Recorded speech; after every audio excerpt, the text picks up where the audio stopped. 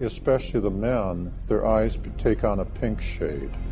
Their eyes stretch further around the sides of their head than human eyes do, and their ears and their nose are only about half the size of human ears and noses, and their ears lay back along the side of their head more than a human does. Their lips are not as prominent as humans, and they don't have teeth, they just have ridges, because they're plant eaters, they don't eat meat. How can we know for sure exactly how many extraterrestrial races are visiting us or interacting with humanity?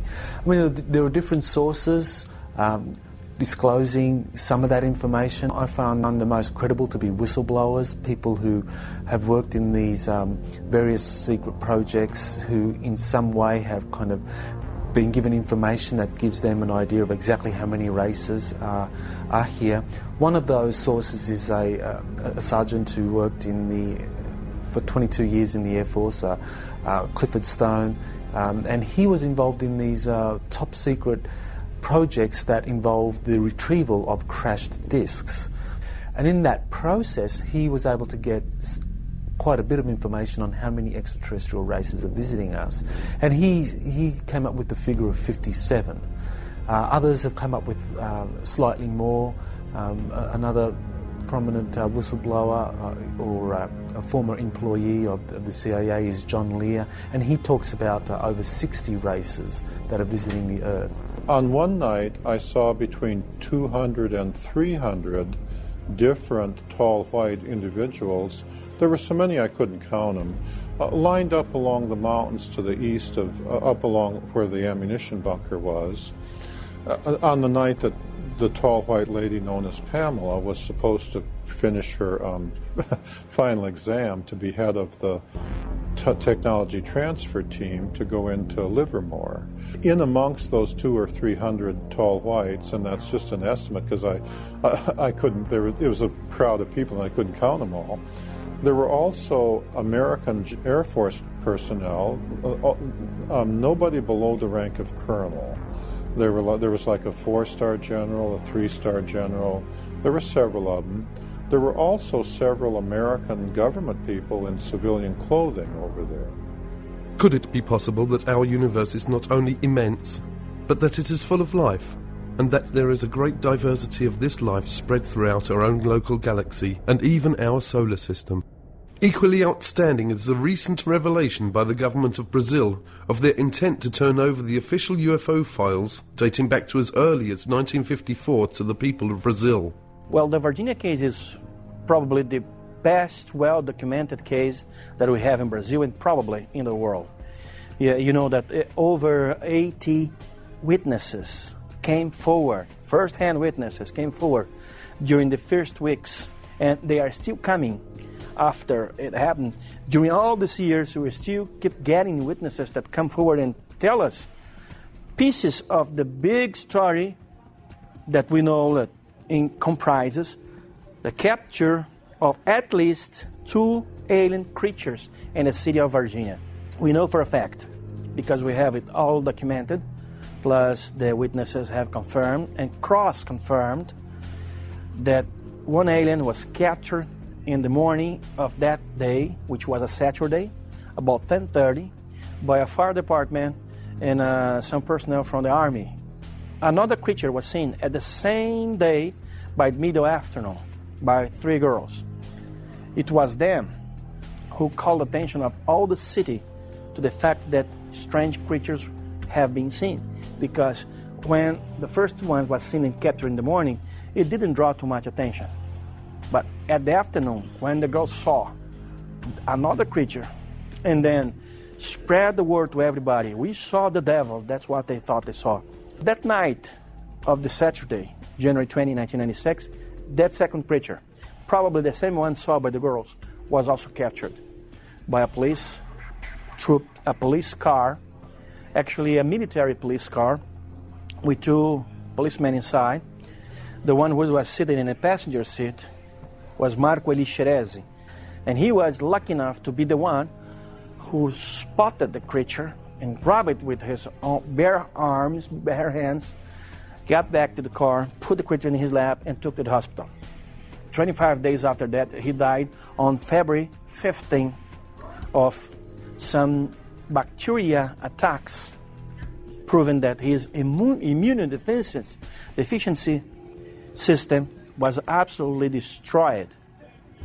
And army personnel and authorities kept it all secret for lots of time until the UFO researchers started protesting along with the press, and we did so much pressure that eventually information was released about it. The exobiological aspect, that the probability of life out there has actually increased over what it was in 1950. And the indication that there may be ways of traveling faster than the speed of light so that, hey, they can get here from there. Doesn't mean that they're coming in 5 minutes or they're coming every hour or every day, but you know, they might be able to traverse huge distances in a period of weeks or months or something instead of spending hundreds or thousands of years. Well, look at the UFO sightings. Maybe they provide the answer that they are here. There was talk in the war room about a study that was underway. And this study became initiated in 1961 as a result of an event that occurred early February in 1961, where a flight of unidentified objects were flying from the Soviet sector to the east over the Warsaw Pact, toward the west over the NATO lines. These objects were very high, they were very fast, they were in formation, they appeared to be circular in shape, and they were obviously under intelligent control. They came in a formation of, well, what appeared to be almost 100 of them. And they flew in formation at a high rate of speed from the east over NATO, over the Channel, southern coast of England, where they turned, flew north, and disappeared from NATO radar over the Norwegian Sea. We found out that the Soviets had gone on alert, the Warsaw Pact had gone on alert because they picked them up. All of our Air Force and radar sensory devices picked them up. NATO thought those objects belonged to the Russians. We found later that the Russians thought they belonged to us. Both forces were to find out later that they didn't belong to any of us, that they belonged to somebody else. And of course the big question is, who the hell do they belong to? Who are they? What are they? Where are they from? They demonstrated incredibly high technology. There were not jets. There were no contrails. They were circular. They were metallic. They were in formation. They moved, obviously, under intelligent control.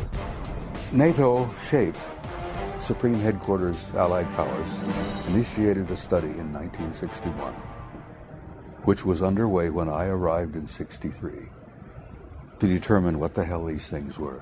Some experts now claim that societies exist in our universe at every conceivable level of social and spiritual development. Societies and civilizations that express themselves in countless manners of physical forms and spiritual ways. Have great wars and conflicts occurred within our own solar system? Does our true planetary past include rebellions and disputes that have raged throughout our heavens? In our distant past, have massive spacecrafts rained destruction down from the heavens, ravishing continents and destroying advanced civilizations? Genesis 6:1. When men began to increase in number on the earth, and daughters were born to them, the sons of God saw that the daughters of men were beautiful, and they married any of them they chose. The historical record is plain. This has been a phenomenon that's been around since our recorded history. The Vedas, the Hindu Vedas, which are among the oldest writings in the world, talk about the flying Brahmas and how that they were used to launch weapons and blow up cities and all this stuff. You know, again, we've got Ezekiel, and it just goes all the way back. So they've been here all along. If their game plan was like an Independence Day type invasion where they're going to blow up everything and eat everybody or whatever, it would have happened long before now. My main question was, is God out there too? If God's on this planet, is he out there too? And those questions were answered by reading the Bible. And that really set me on this journey to understanding the abduction phenomenon. What is the reasoning for this? Who's doing this? And all of those questions that we all ask. We think of aliens and we think of angels as, you know, divine beings that we have no idea of and we don't see, we don't communicate with on a daily basis. But it is not only the Bible and other holy works that are filled with references to UFOs and extraterrestrials. Drawings, paintings, stone carvings, and even coins reflect strange humanoid-like creatures and their flying crafts. Serious researchers now say that the real question is not whether there are abductions occurring, but are there abductions to help or to harm us? And the Greys were authorized to, sort of like a Noah's Ark, to develop a full genetic and DNA bank of all flora and fauna on this planet so as to replant it centuries down the road after the catastrophe. Can you imagine any president, whether it be Bush or Clinton or whatever, standing before the public and saying, yes, I am aware that we have this joint program with some aliens to upgrade our biological computers, to build better bodies to house our souls in future incarnations. They can't talk about things like that. He wouldn't be able to do the job we hired him to do. What we know of the reptilians by a number of abductees, contactees, and also whistleblowers is that there seems to be a lot of evidence supporting the existence of this race of beings on the planet for thousands of years. In other words, that we might consider them to be an indigenous Earth species, an advanced non-human species that has lived on the Earth for thousands of years and actually may have played quite an important role in the genetic manipulation or engineering which supposedly has happened when it comes to humanity. There are various groups and individual species who from time to time come and visit this planet, zoop around, and I think that to try to ascribe any one particular motive to them is tantamount to us looking up at the air at a Boeing 767 aircraft and saying, are those people good or bad? You know, you just can't ask that. It's a group of people, a group of intelligent beings. Some of them are good, some of them are not so good. But I will say this, I don't think there's any reason for great fear and anxiety. Most recently, 2 new terms have emerged that also describe human-alien interaction. The most widely used is the word experiencer for those who have had some sort of experience, good or bad, and participator, which has been coined to explain the cases where the individual may have been an abductee originally, but has transcended that situation by now volunteering to participate with his abductors. My contact with extraterrestrial intelligence occurred when I was aboard my sailing boat in Hawaii in the Honolulu harbor. And it was early one morning. It was about 5 o'clock, and I had gotten up early, and I had gotten a cup of coffee, and I'd gone back to my bunk, and I was just laying there completely dressed, trying to just look at the beautiful sunrise that was occurring through the large skylight above my bed. Then suddenly the most incredible energy enveloped me, and the whole room began to like glow and glisten, and a beautiful woman materialized right next to my bed. And at first I thought I was dreaming or hallucinating, and I said, "You can't be real." And she said, "Well, I am." And I said, "Well, why are you here?" And she said, "I'm here as a representative of a group of friends that want you to come to a briefing." The room was lit up completely, but my eyes were closed. I knew somehow not to open my eyes. There was something telling me, don't open your eyes because you won't like what you're going to see.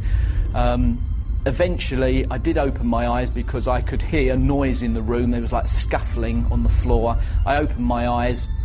There were 3 small grey beings with big black eyes and big heads and very skinny, spindly limbs.